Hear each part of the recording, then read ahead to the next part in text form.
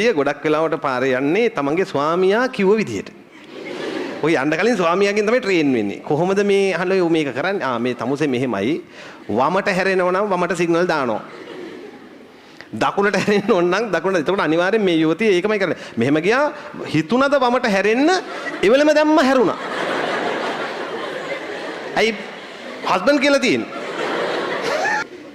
තේරුණාද? එතකොට අර ට්‍රැක්ටර් කාර්යයම ගෙලෙම ලයිට් කණු කඩාගෙන එළිය වතු වල ගෑණි හැරුණා පිළිවෙලට යක් මිනිස් ජීවිත බර ගන්න කාණු වලයි දැන් ඉතින් මේවා මෙහෙම නොවන අයත් ඉන්නවා ඈ නොවන අය ඉන්නවා උරණ වෙන්න එපා සාප කරන්නේ අම්මෝ හරි බය බෑ කහයිරකදී නවත්තන්නේ කහයිර මැදද නෑ ඒක කියලා දෙන්න ඕනේ කහයිරේ අවසානයේදී නවත්තන්නේ පැනලාද නවත්තන්නේ නෑ ඊට කලින් එපැයි නතර වෙන්නේ අපි නතර වෙනවද නෑ කහයිර මැද්දටම යනවා දැන් යන් ඊළඟට යන්න තියෙන්නේ මොකද්ද ඌනනේ ඒක යන් කියන් මම යන්නම් ඔයාලා කියන්න එතකොට එක සෛලයක් ඇතුළේ න්‍යෂ්ටි දෙකක් නේ තියෙන්නේ දැන් ප්‍රාථමික අණ්ඩ සෛලය කියන්නේ සෛලයක් නේ ප්‍රාථමික අණ්ඩ සෛලය කියන්නේ සෛලයක් නේ එතකොට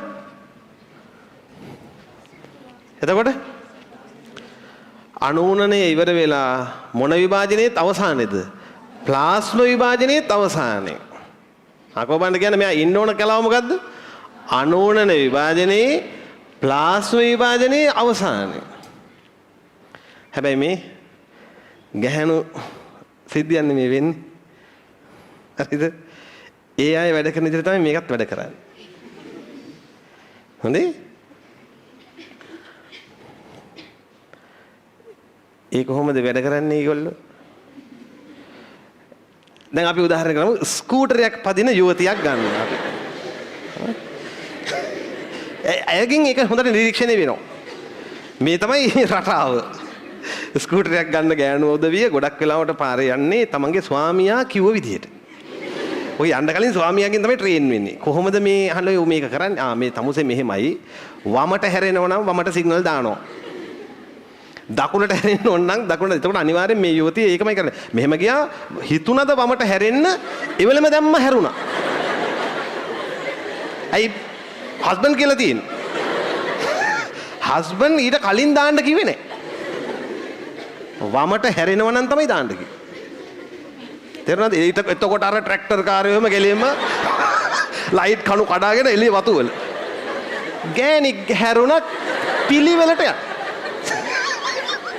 මිනිස් ජීවිත බර ගන්න කාණු වලයි දැන් ඉතින් අපි ස්කූටර් යුවතියක් ගමු මේ කතාව තේරුම් ගන්න. ඔන්න ඒ දවසක ඇය එළියට බහිනවා. අර තව සමහර හස්බන්ඩ්ලා කියන මේ තමසේ මේ පාරේ අයිනෙන් යන්න එපා මිනිස්සු හැප්පෙනවා. යනවා මැද්දේදී. කෙලින්ම අර සුදු ඉර දිගේ තමයි අරේ ඇම්බියුලන්ස් බව හෝන් ගහනවා. ඇම්බියුලන්ස් වඩාගෙන යන්නේ. ඉර දිගේ තමයි. ආයේ. ඉතින් මේවා මෙහෙම නොවන අයත් ඉන්නවා ඈ. මේවා නොවන අය ඉන්නවා. උරණ වෙන්න එපා සාප කරන්නේ. අම්මෝ හරි බය බෑ. ඊළඟට ඔය වෙන්න කේස්. මේ ඉතින් ළමයි මේ මෙතන එයා දැන් මෙතන මෙයා නවතින්න ඕන මොන කලාවේ කියලාද ඔයාලා කිව්වේ? අනෝනනේ අග ප්ලාස් විභාජනයේ අග ස්කූටර්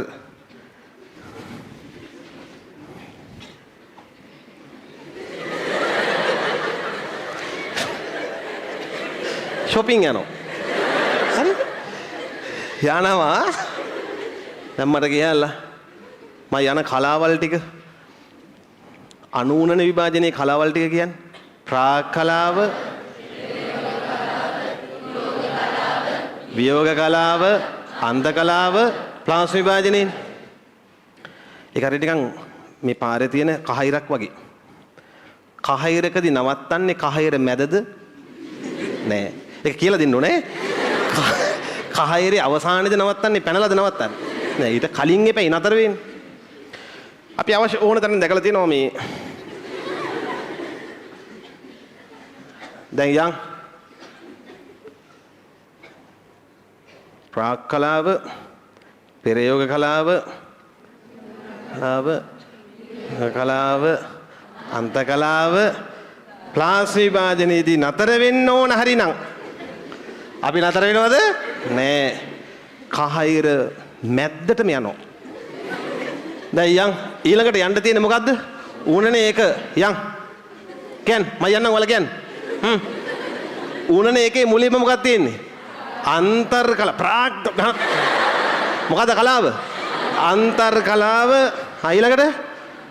ඊළඟට ප්‍රාක් කලාව එකට ඇවිල්ලා තමයි බ්‍රේක් එක ගහගන්නේ. දැන් ඉන්නේ කොහෙද? කහයිර මැද. කවුද වැරදි? කහයිරෙන් දෙක.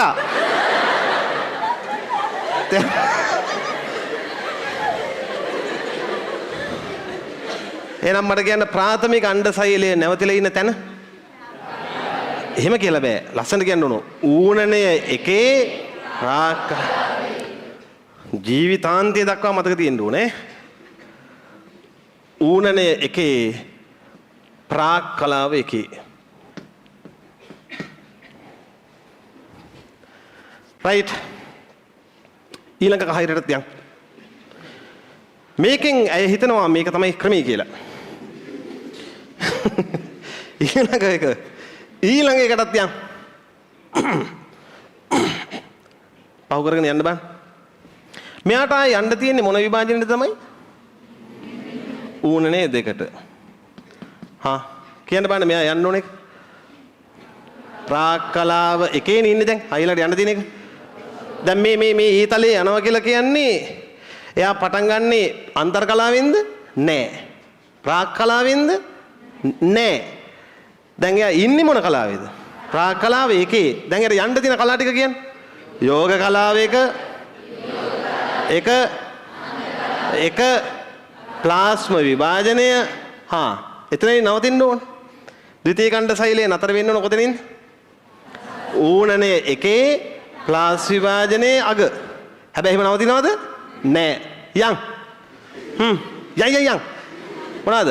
අන්තර් කලාව, ප්‍රාක් කලාව දෙක, යෝග කලාව දෙක.